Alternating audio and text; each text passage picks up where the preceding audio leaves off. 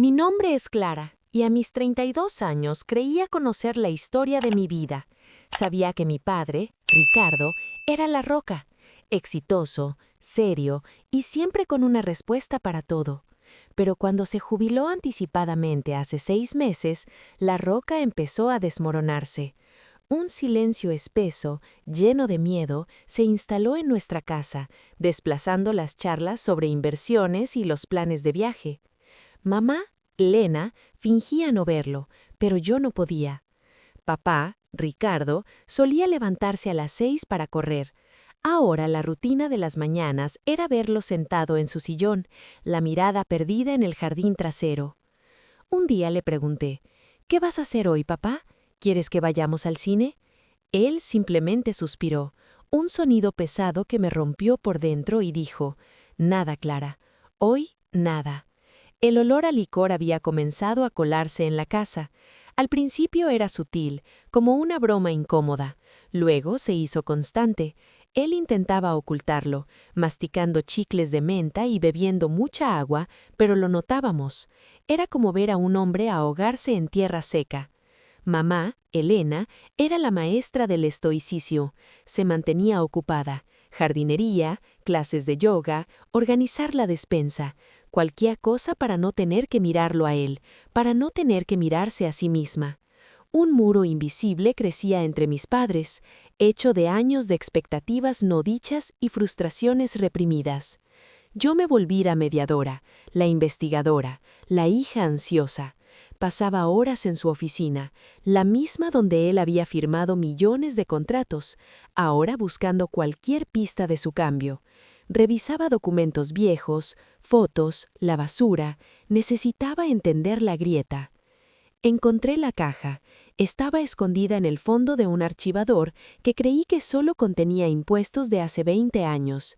Era una caja de zapatos de color azul pálido, y dentro solo había un puñado de objetos pequeños y muy personales. Había un reloj de bolsillo, antiguo, con la tapa grabada con iniciales que no eran las de mi padre, J.V.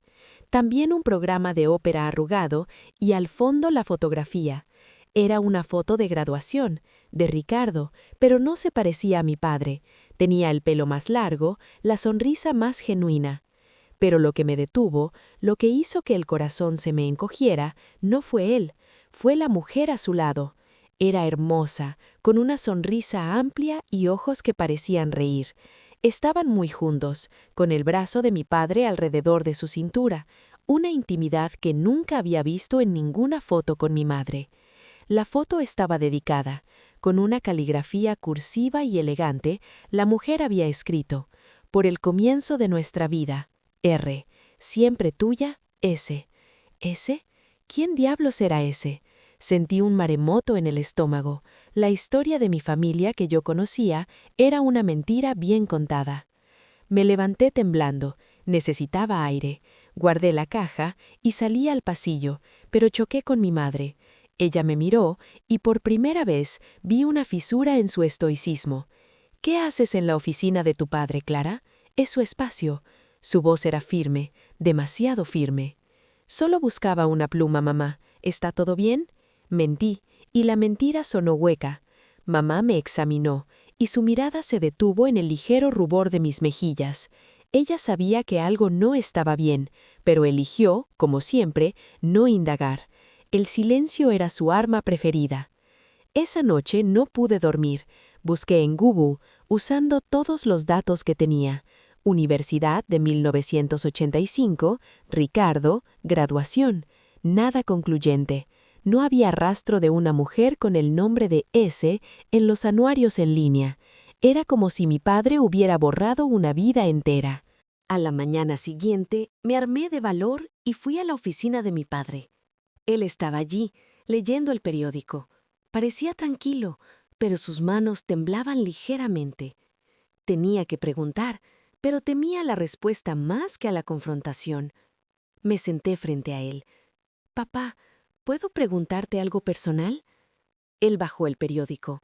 Sus ojos azules, usualmente tan confiados, ahora eran pozos de cautela. «Clara, sabes que puedes preguntarme lo que quieras». La falsedad de esa frase me dolió físicamente. Encontré esto, dije, sacando la foto de mi bolsillo. El simple acto de ponerla sobre el escritorio fue como arrojar una bomba. Papá se congeló, su respiración se detuvo, el color abandonó su rostro. ¿Dónde encontraste esto, Clara? Su voz era apenas un susurro áspero. Era la voz de un hombre atrapado, no de un ejecutivo. Por un segundo sentí pena, pero la necesidad de saber era más fuerte. Estaba en la caja azul, en el fondo del archivador. ¿Quién es ella, papá? ¿Quién es ese? Le dije el nombre y Ricardo cerró los ojos, como si el sonido de esa letra fuera una bala. Se reclinó en la silla, agotado. Su nombre era Sara.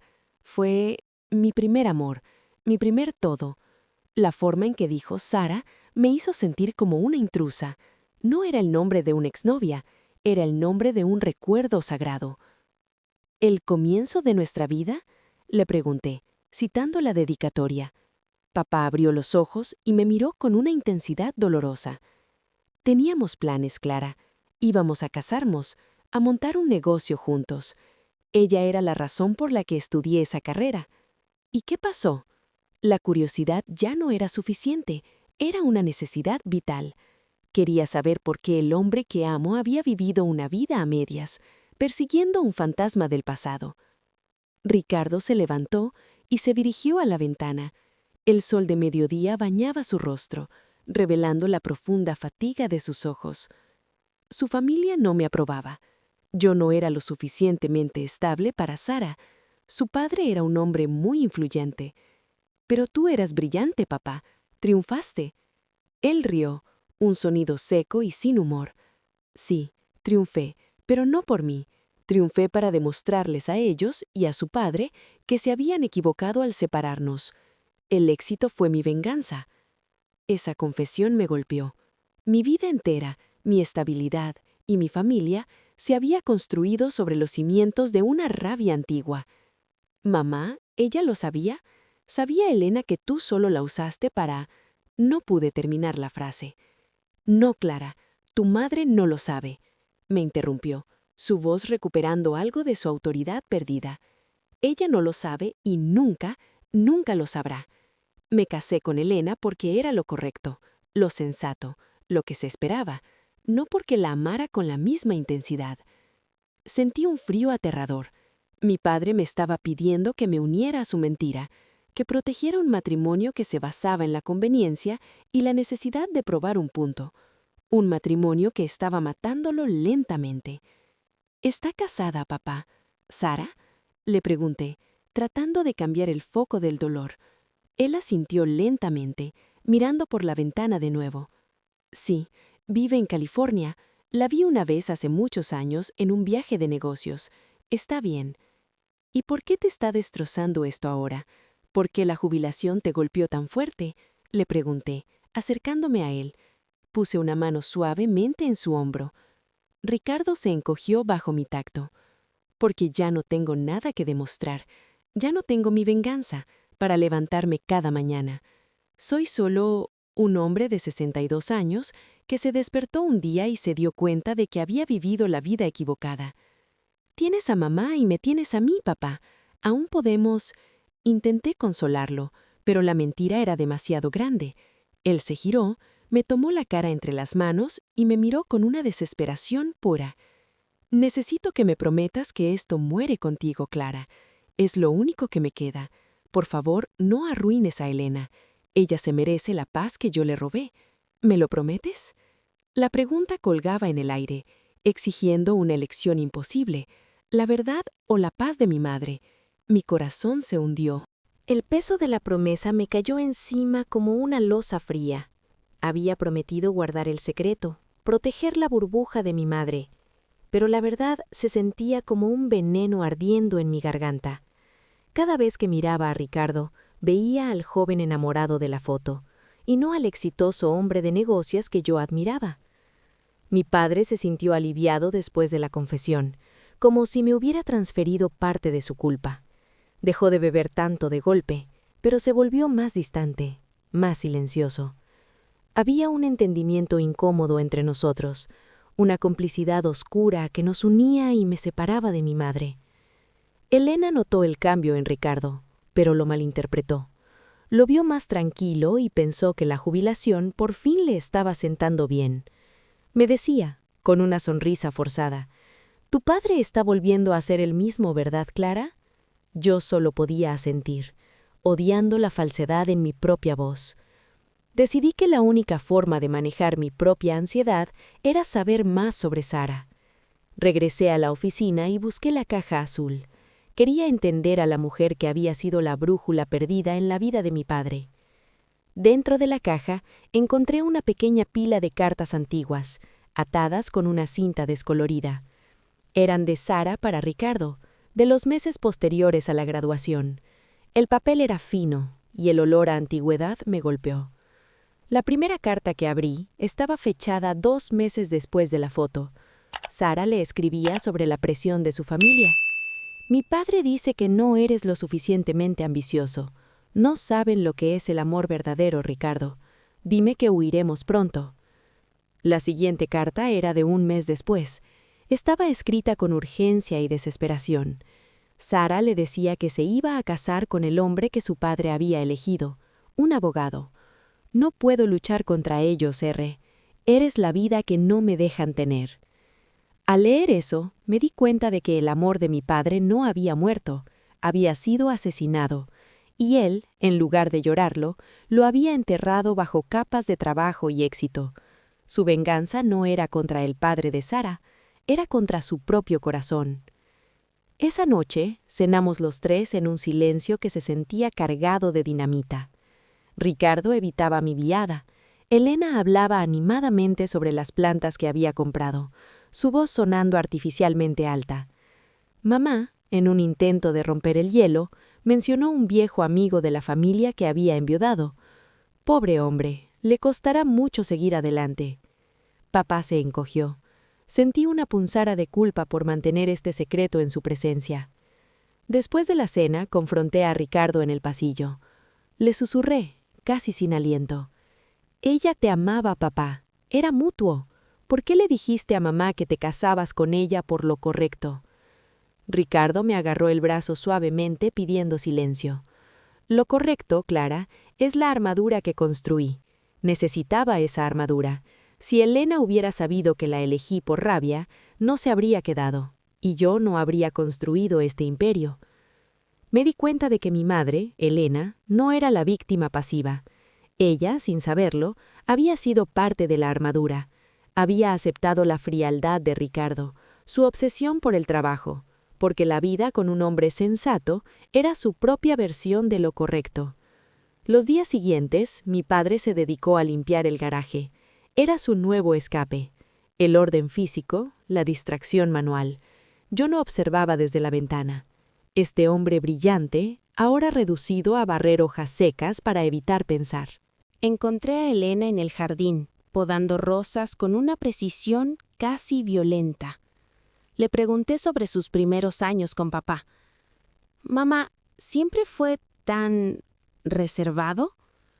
Elena se enderezó, limpiándose la frente con el dorso del guante. «Tu padre siempre fue un hombre de negocios, Clara, centrado. Nunca fuimos de dramas. Eso es lo que me gustó de él, la estabilidad». Su tono era defensivo. «¿Y te hace feliz ahora, mamá? ¿Toda esa estabilidad?» La pregunta se me escapó antes de poder detenerla. Elena dejó caer las tijeras. El sonido metálico resonó en el silencio del jardín. Ella se giró y me miró con una expresión de dolorosa sorpresa. Era la primera vez que la confrontaba directamente. «¿Por qué preguntas eso? ¿Es que no es suficiente la estabilidad para ser feliz?» «No sé, mamá. Pareces tan lejos, tan ocupada, como si no quisieras ver lo que está pasando con papá». Intenté suavizar mi tono, pero la verdad era un proyectil. Elena se acercó. Había tristeza genuina en sus ojos. «Estoy cansada, Clara, cansada de ser fuerte. Pensé que cuando se jubilara, por fin seríamos nosotros». Pero él solo se alejó más. No sé qué hacer para que vuelva. Ver a mi madre tan vulnerable, la matriarca inquebrantable, fue devastador. Me sentí doblemente culpable por saber la raíz de su dolor y no poder revelarla. La promesa a mi padre me había convertido en su carcelera. Esa noche Ricardo intentó conectar conmigo. Me encontró en la sala mirando televisión. Se sentó a mi lado y me pasó el brazo por los hombros, un gesto torpe y poco natural. «Gracias, Clara», me dijo en voz baja. «Gracias por no decir nada a tu madre. Ella no lo soportaría». Lo miré a los ojos y supe que él no solo estaba protegiendo a Elena, se estaba protegiendo a sí mismo de la destrucción. «Papá, tienes que buscar ayuda. No puedes seguir viviendo con ese fantasma. Sara ya no existe para ti. Tienes que dejar ir la venganza». Mi voz era un ruego. Él retiró el brazo y se levantó. «No es un fantasma, Clara. Es el recuerdo de la única vez que me sentí vivo, y no como una máquina. ¿Qué me queda ahora? ¿Mi pensión y tu madre que me tolera?» La palabra tolera resonó en la habitación. Era evidente que él sentía el vacío de su matrimonio tanto como Elena, pero por razones completamente diferentes. Su dolor era el del arrepentimiento, el de ella, la soledad. Al día siguiente tomé una decisión. No podía revelar el secreto de Sara, pero sí podía forzar a Ricardo a enfrentar su dolor. Llamé a un terapeuta especializado en depresión post-retiro y concerté una cita. Se lo anuncié a mi padre de forma neutral durante el desayuno. «Papá, el miércoles a las 10 tienes una cita con el doctor Keller. Es para hablar de la transición de la jubilación». No le di opción. Ricardo se levantó de la mesa, la silla raspando el suelo. «No necesito terapia, Clara. Necesito que me dejes en paz y que cumplas tu promesa». Me miró con furia, la misma intensidad que una vez había usado para negociar contratos. Su enojo me dolió, pero era mejor que su autocompasión. Mi promesa era no decirle a mamá sobre Sara. Mi promesa como tu hija es evitar que te destruyas. Vas a ir, papá, porque si no lo haces, yo no puedo seguir guardando nada. Lo chantajeé y me sentí la peor persona del mundo, pero también, por primera vez, la más fuerte. Ricardo asistió a la primera sesión de terapia, no por convicción, sino por miedo a que yo rompiera mi promesa. Se fue a regañadientes con el porte de un niño castigado. Yo lo vi salir y el alivio se mezcló con un profundo sentimiento de manipulación. Había forzado a mi padre a empezar a sanar, pero a costa de nuestra relación. Pasaron varias semanas. Las sesiones de terapia de Ricardo se hicieron regulares. No hablaba de lo que discutía con el doctor Keller, pero el olor a licor desapareció. La quietud ansiosa fue reemplazada por una quietud reflexiva. Un día lo encontré en su oficina, no trabajando, sino sosteniendo la foto de Sara. «Clara», me llamó, su voz calmada. «El doctor dice que tengo que confrontar la mentira, que la venganza terminó hace 20 años y solo yo he seguido alimentándola». Me acerqué, sintiéndome preparada para el inminente desastre. «¿Confrontar significa decirle a mamá sobre Sara?», le pregunté, mi corazón latiendo fuerte. Ricardo suspiró y negó con la cabeza. «No, confrontar significa enfrentarla yo mismo y enfrentar a Elena con la verdad de nuestro matrimonio, sin mencionar a Sara». Esa noche, Ricardo se sentó con Elena en el salón. Yo estaba en la cocina, con los oídos pegados a la pared. Escuché la voz de mi padre, lenta y pesada. No habló de Sara, habló de la ausencia. «Elena», dijo Ricardo, y su voz temblaba. «Nuestro matrimonio fue un buen negocio, una asociación de respeto, pero te fallé. Te fallé porque nunca te di el amor que te merecías. Siempre estuve tratando de ser el hombre que alguien más quería». El silencio de mi madre fue atronador. Ella no lloró, no gritó. Cuando habló, su voz era casi inaudible. toda nuestra vida, Ricardo? ¿Todo este tiempo, tú y yo solo fuimos una fachada de estabilidad? Ricardo le tomó la mano. Fui un tonto. Estaba tan empeñado en la venganza y el éxito que te elegí por las razones equivocadas. No te veías a ti, solo veía la vida que debía tener. Pero quiero cambiar eso, Elena, si me dejas. Salí de la cocina. No era mi lugar.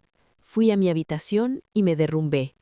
Lloré por mis padres, por la mentira que había mantenido y por la mujer de la foto que al final había destruido a mi familia sin siquiera saberlo.